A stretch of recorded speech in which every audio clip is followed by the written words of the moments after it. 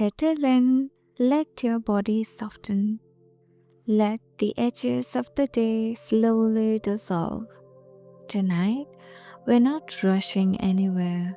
We are drifting into the quiet places of the world, where darkness does not mean absence, but possibility. It begins without sound, long before cities learned how to glow, long before humans carried fire in their hands, before the sky was measured, mapped, or named. There was darkness, not empty darkness, but living darkness. And somewhere within it, life discovered something extraordinary.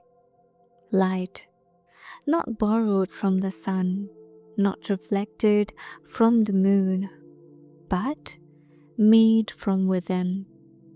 This is the story of bioluminescence, the ability of living organisms to produce their own glow.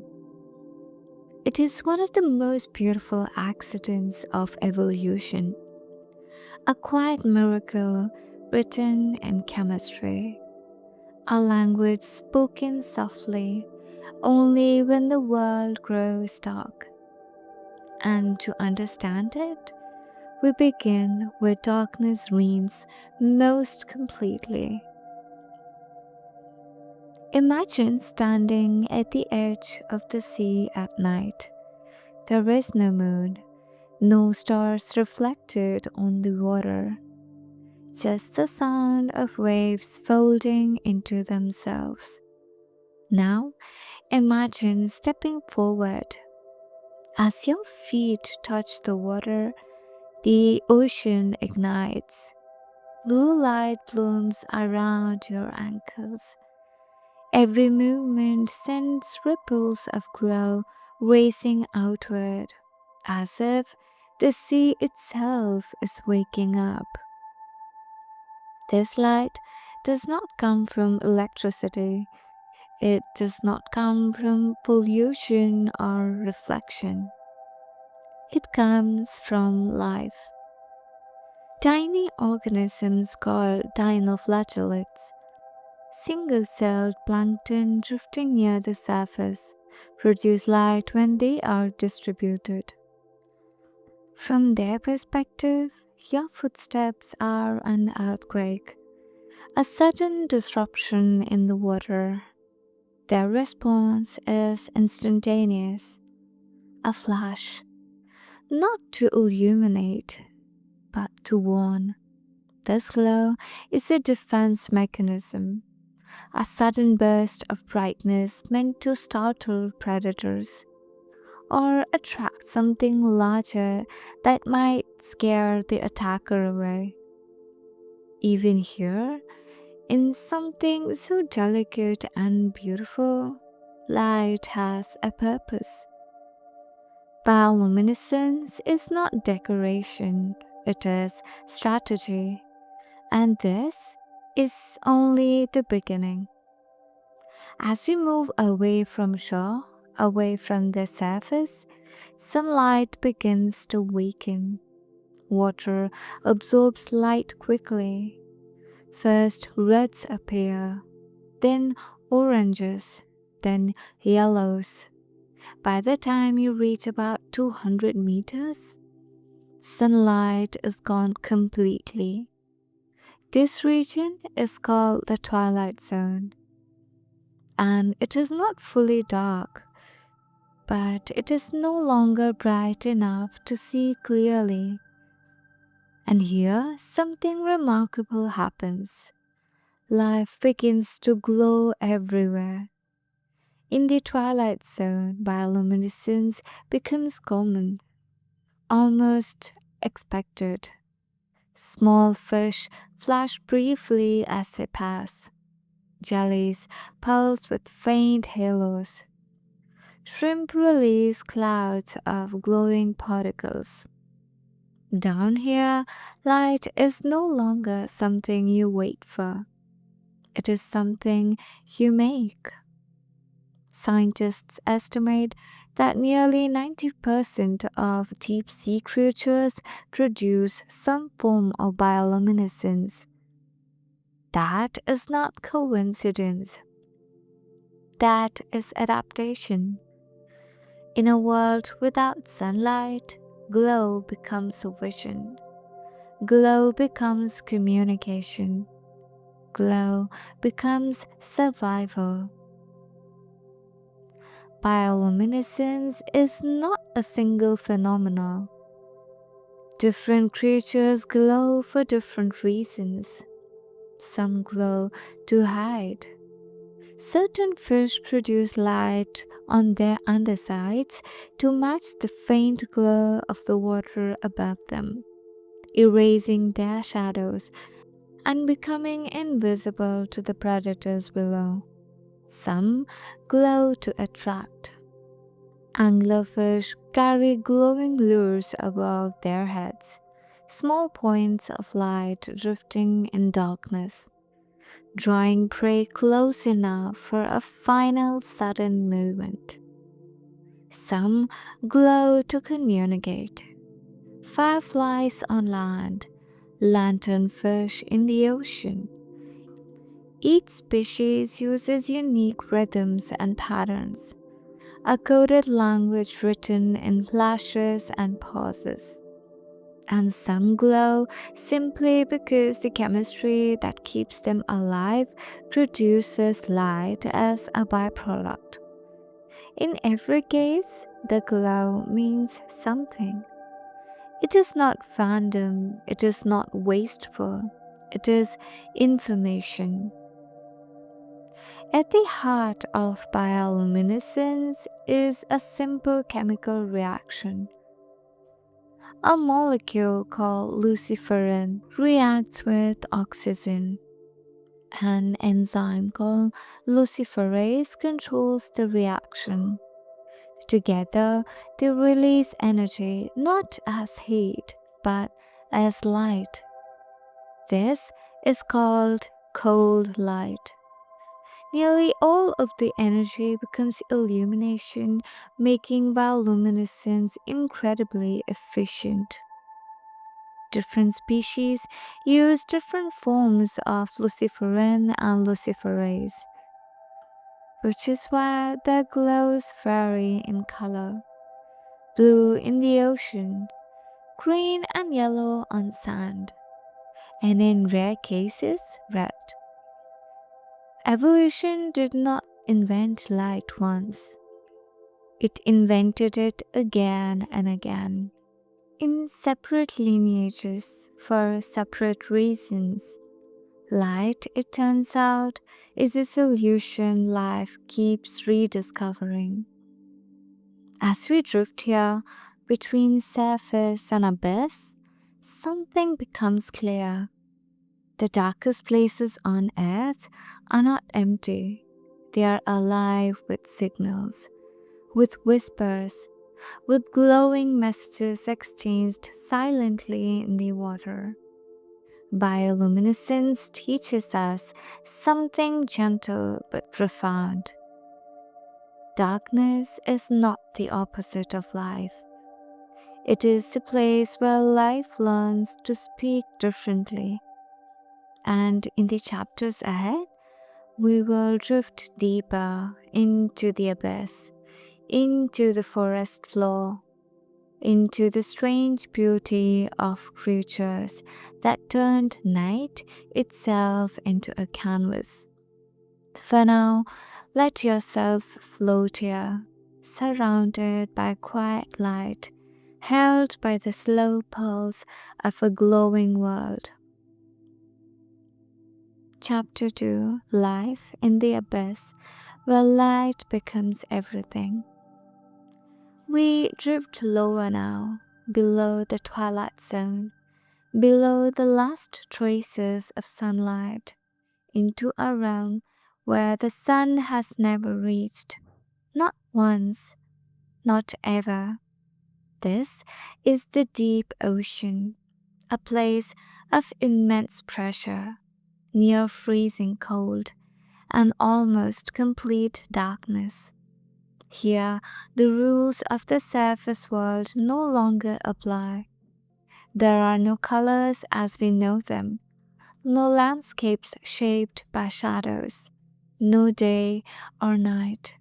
And yet, this is where bioluminescence reaches its most astonishing forms.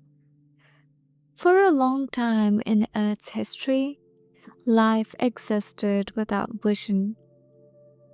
Early organisms did not see the world, they felt it. They sensed chemicals, pressure, movement. But as evolution unfolded, eyes emerged. And with eyes came a new problem. How do you hide when there is nowhere to hide? In the deep ocean, darkness is not safety, it is exposure. If you move, you can be detected. If you silhouette yourself against faint light above, you become visible. Bioluminescence evolved as an answer to this problem, not only to reveal but to erase. Some deep sea fish glow on their undersides, producing just enough light to cancel out their shadows. From below, they vanish. This is called counter illumination, one of nature's most elegant illusions. Light used not to be seen, but to disappear. Jellies, pulses in the dark. A soft shape drifts past us. At first, it looks like a ghost. Then it breathes. A jellyfish. Its body is almost entirely transparent. A living bell of water, fragile and ancient. Suddenly, it pulses. A wave of blue light rolls across its body, like a slow heartbeat. This glow is not constant, it is controlled. Some jellyfish light up when touched, others flash when threatened, others release spirals of light that drift away from them, confusing predators. One species, the Atolla jellyfish, uses light as an alarm. When attacked, it sends out rapid strobing flashes, not to scare the predator, but to attract something bigger. A silent underwater distress signal. In the deep, help does not come as sound, it comes as light. Now we notice movement, small shapes gliding past their bodies lined with tiny glowing dots. These are lanternfish, among the most numerous vertebrates on Earth. Each lanternfish carries rows of light-producing organs called photophores, arranged in species-specific patterns. To us, they look like stars. To each other, they are identity. Each pattern helps lanternfish recognize their own kind, coordinate schooling, and find mates in the dark. They migrate vertically every night, rising hundreds of meters toward the surface to feed, then sinking back into the depths by day. This daily movement of glowing bodies is one of the largest migrations on the planet. Invisible from space, silent but vast. The deep ocean is not still, It pulses with motion and light, like a hidden sky beneath the waves.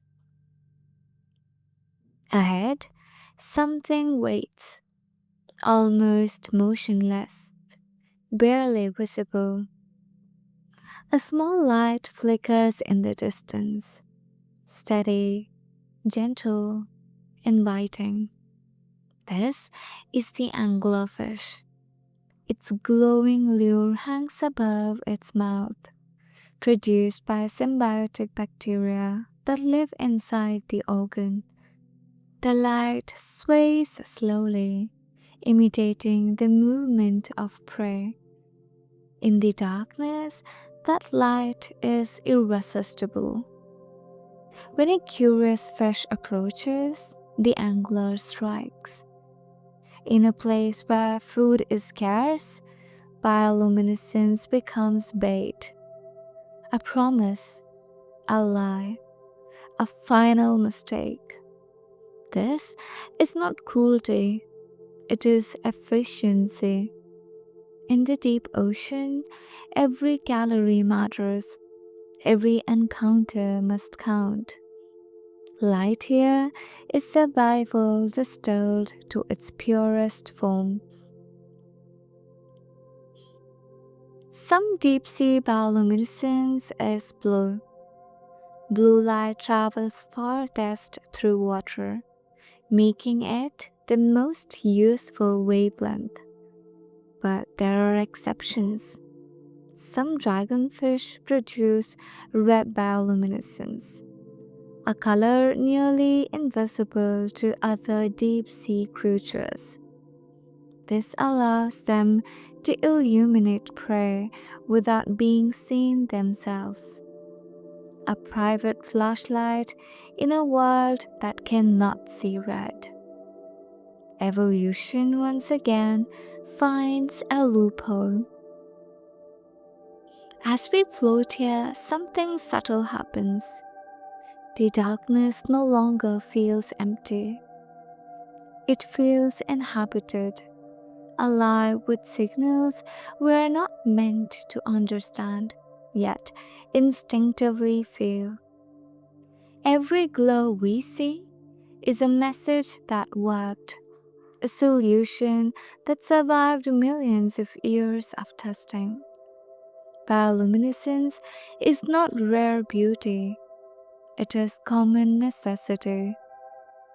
In the abyss, light is not decoration, it is language, it is camouflage, it is hunger, it is warning, it is life adapting to the quietest, darkest place on earth.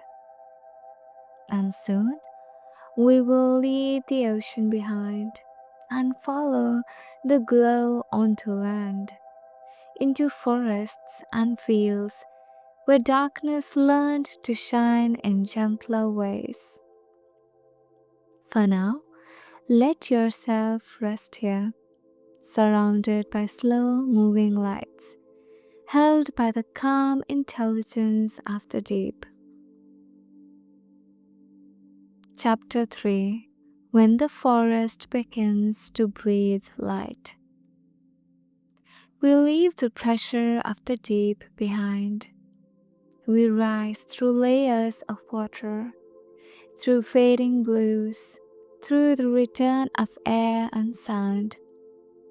Night waits for us on land. Not the harsh night of cities, but a softer darkness, one shaped by trees, soil, and silence. A forest after sunset. At first, it seems empty. Then something glows, low to the ground, between fallen leaves and damp wood. Small patches of green begin to shimmer.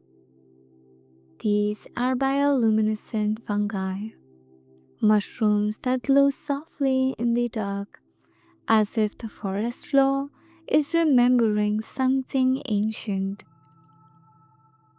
Unlike fireflies, their light does not flash or pulse.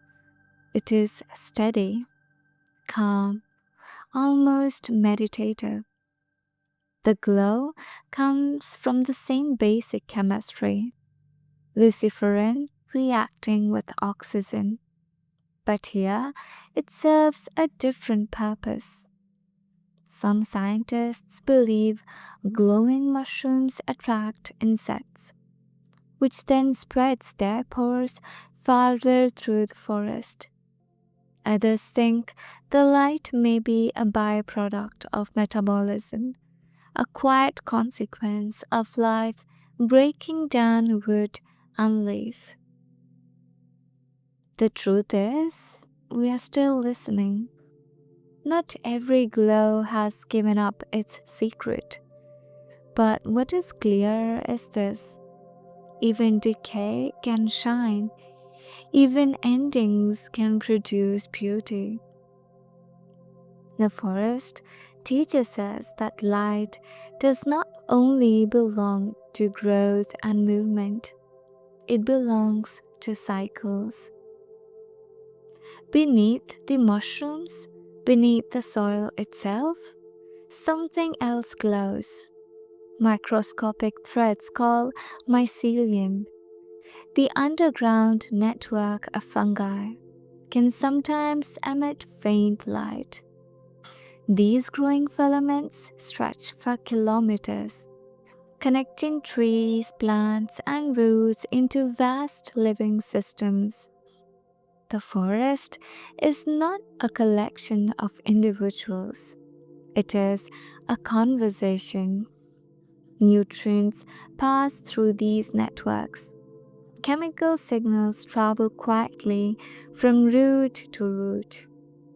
Warnings, resources, support.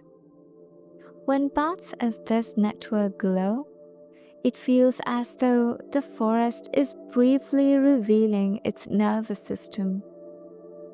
A reminder that intelligence does not always look like a brain.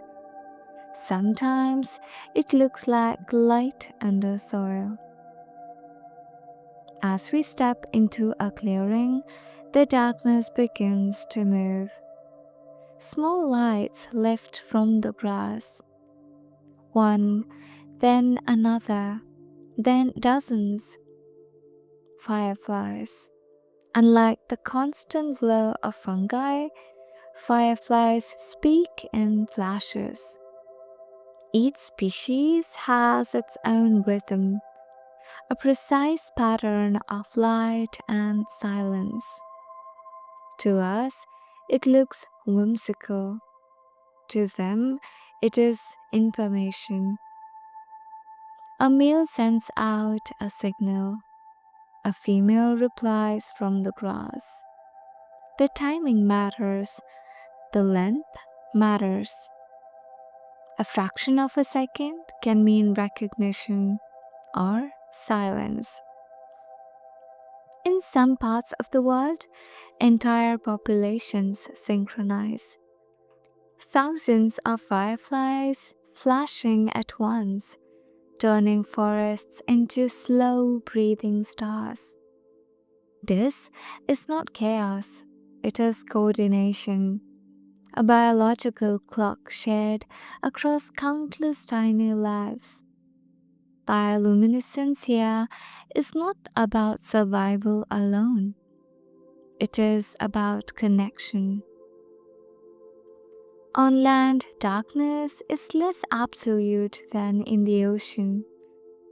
There is moonlight, starlight, reflected glow from the clouds. So why glow at all? Because even faint light can carry meaning. For insects, bioluminescence helps find mates without sound, without alerting predators. For fungi, it may guide insects through dark forests. For predators, some glowing larvae use light to warn, "I'm toxic, do not eat me." This is called aposematic signaling, a visual warning. Once again, light becomes language. Not loud, not aggressive, but clear. There is something different about bioluminescence on land. In the ocean, light is urgent, strategic, often violent. In the forest, it is gentle. Fireflies do not rush. Fungi do not chase. Their glow feels unhurried, as if time itself moves more slowly here. Perhaps that is why humans have always been drawn to these lights. They remind us that not all communication needs noise, not all beauty needs brilliance. Sometimes the quietest signals are the most meaningful. Across cultures, bioluminescence has inspired myth. Glowing forests were said to be enchanted. Fireflies were thought to carry souls or messages. Ocean lights were seen as spirits moving beneath the waves.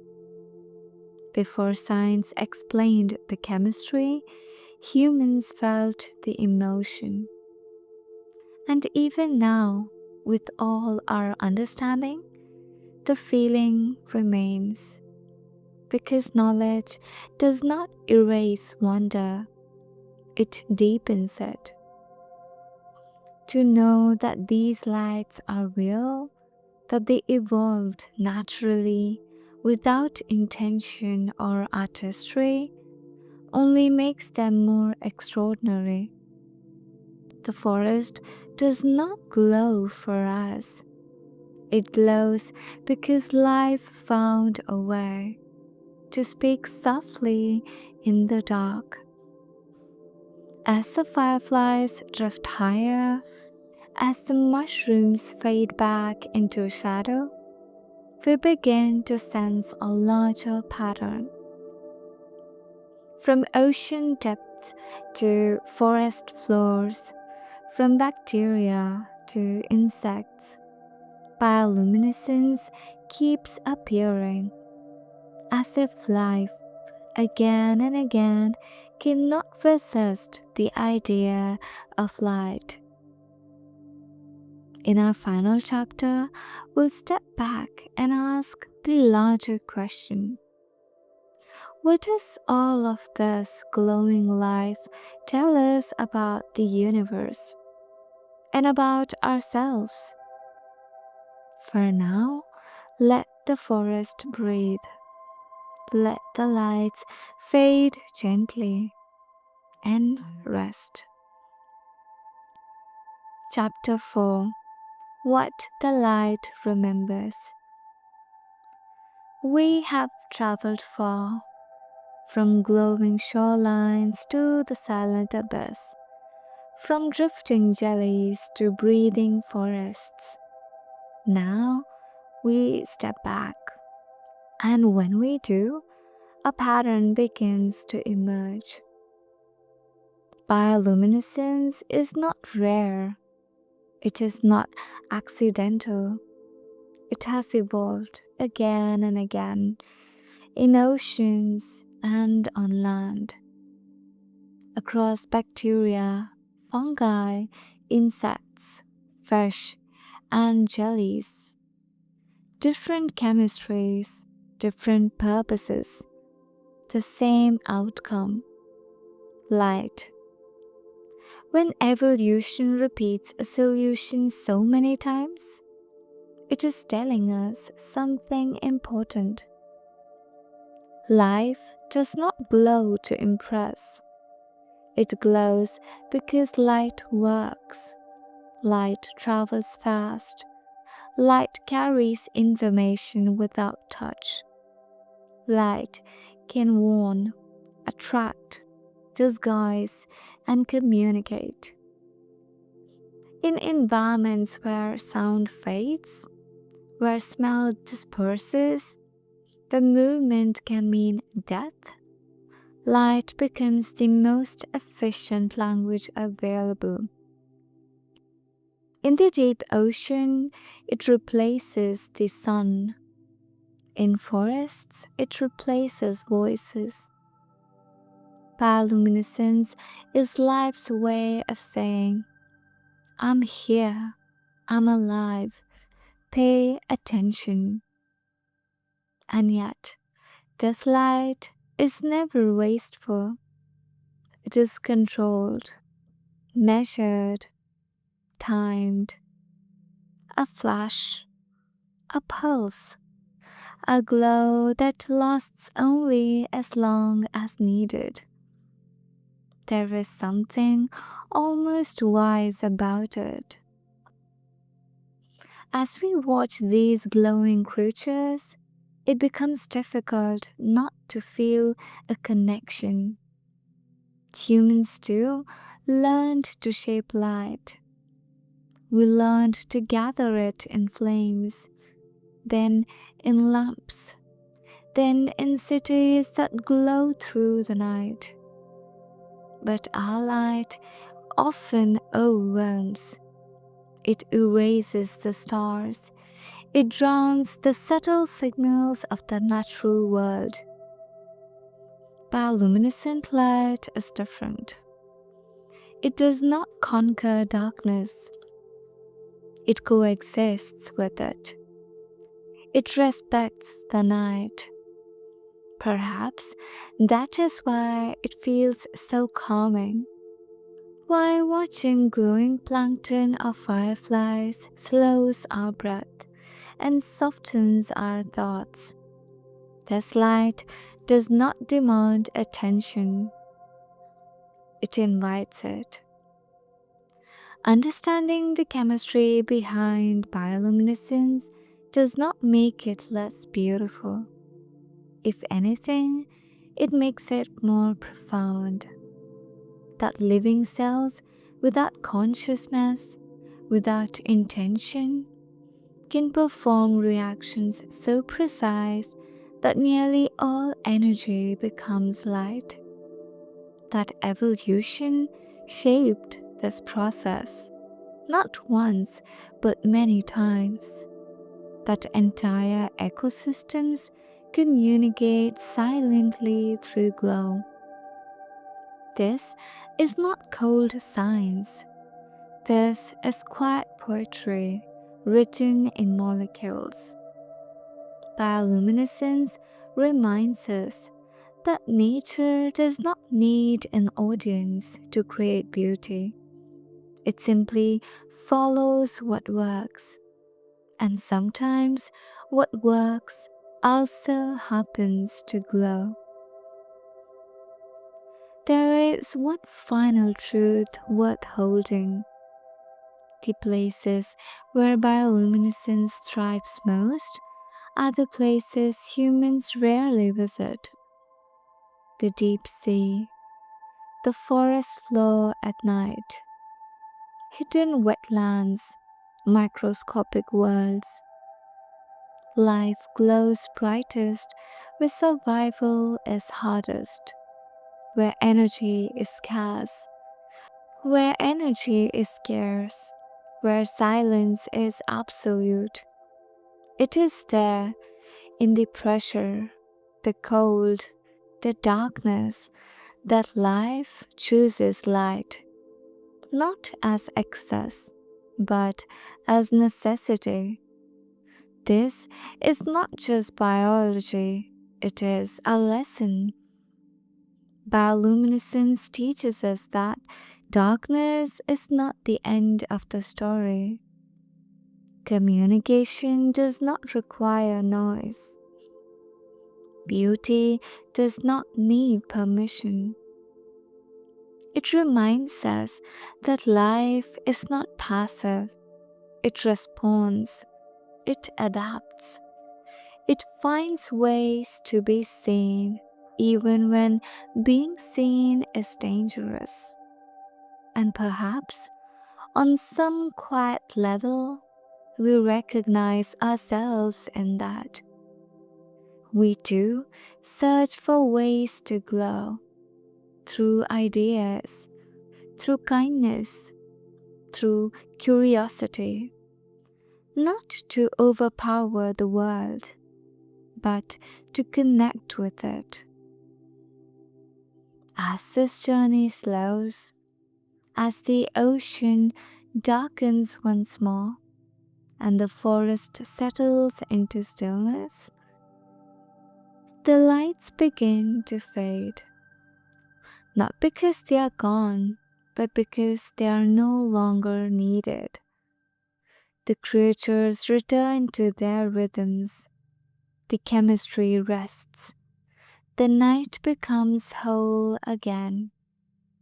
And you remain, carrying the memory of a glowing world that exists whether we watch it or not.